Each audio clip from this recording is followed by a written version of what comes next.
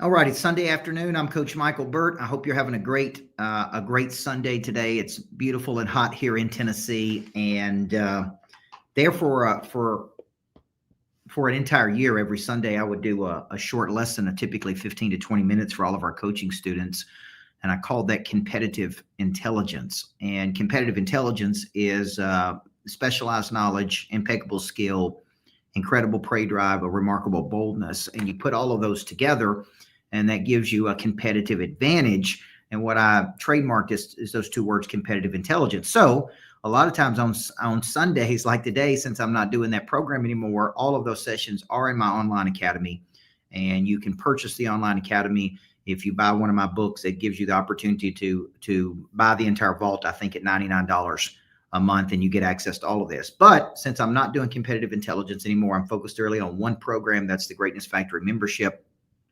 and driving 500 members to that program. I don't do these Sunday sessions like I used to. So today I thought, you know what? I just finished working out. My prey drive was activated. I was thinking about the week. I've already mapped the week out, big opportunities.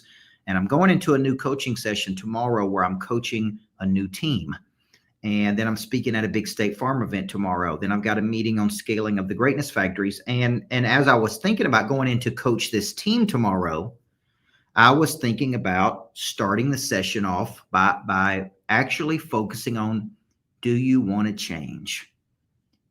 Are you open to growth and possibility? Are you fixed in your mindset? And it really got me thinking about something that Price Pritchett said, who I'll be with in Dallas, Texas on Wednesday. It got me thinking about something that Price Pritchett said when it comes time to make a quantum leap. And when it comes time to make a quantum leap, you have to be willing to change. This is the words he uses, your modus operandi. Okay. And many people are resistant to change their modus operandi. And it's interesting to me is that people who are not achieving the result they want are still not willing to change their modus operandi. And people who are successful or who have been successful are also resistant to change their modus operandi. So in this short session, maybe 8 or 9 minutes, I'm going to break down this because I'm teaching this on tomorrow to a real estate team that I'm coaching in the morning. First session I've done with them. And then I'm teaching it again at Wednesday in Dallas, Texas, as I coach with Price Pritchett in that program, the Quantum Leap Strategy. And when he said this, willing to change your modus operandi, I thought, now that's interesting. I'm always looking for cool words. So let's just give a definition to modus operandi. Modus operandi. Okay, let's start with the definition of what is modus operandi. Okay, a particular way or method of doing something, especially one that is characteristic or well established. Now, let's look at some other words. It's a mode of operating.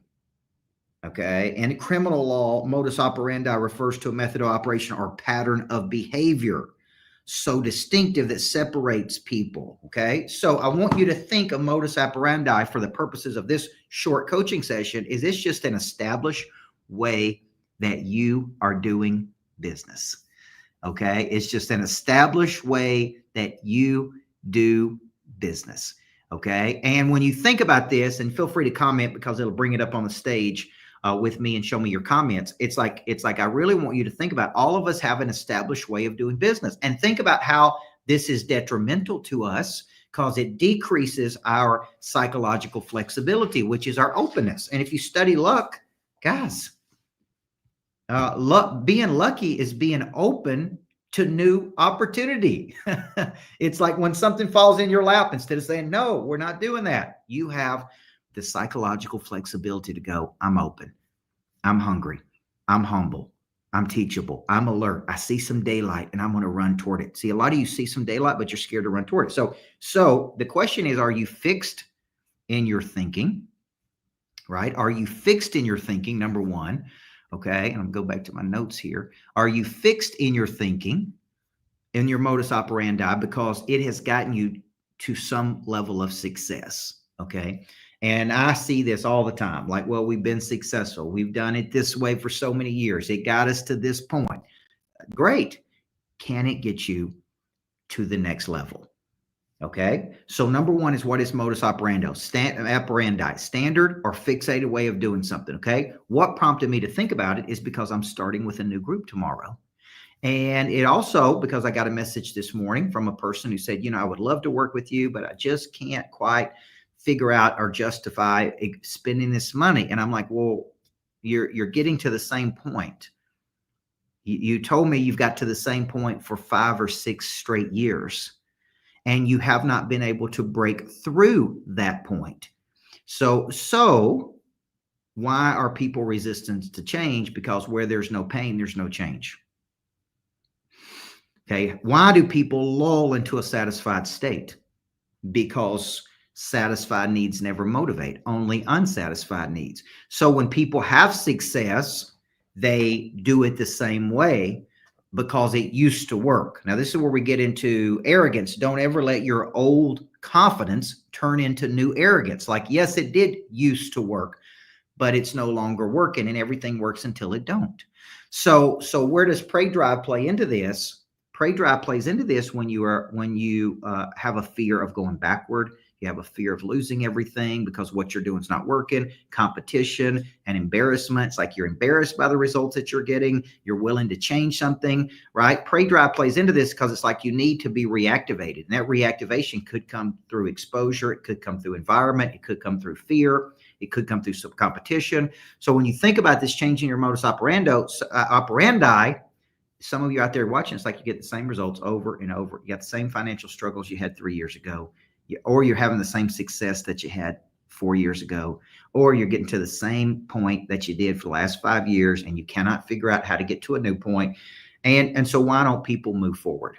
And why don't people move forward? It's because they have a fear. The brain focuses 3 times more on the perceived loss than it does on perceived gain.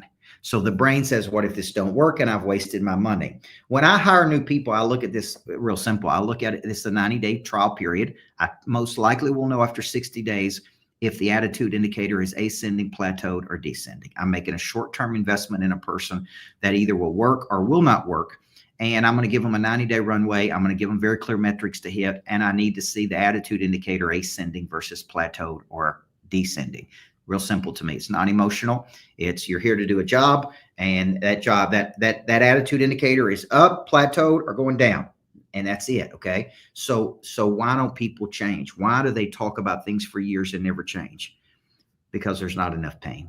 Where there's no pain, there's no change. Now, I'm going to be coaching on how to change your modus operandi October the 8th at the Greatness Factory, from 9:30 to 11:30. Then I'm bringing in Matt Hollander, who had a very successful exit with his service-based business.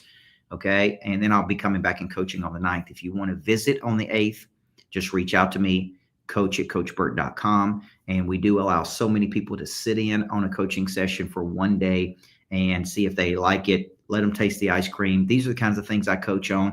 I will force you in that session to get clear on what you're sick and tired of being sick and tired of, and force you to get clear in who can help you move from A to B and give you the courage that it takes to move toward those people and invest whatever it takes to get a new result. Okay. So let's close with this. You can't get a new result with an old way of thinking. Okay. What got you here will not get you there. Okay. And so some of you quit beating your head against the wall and thinking that someday a little magical fairy is going to come along and make your life better, because it's not. You are the magic fairy.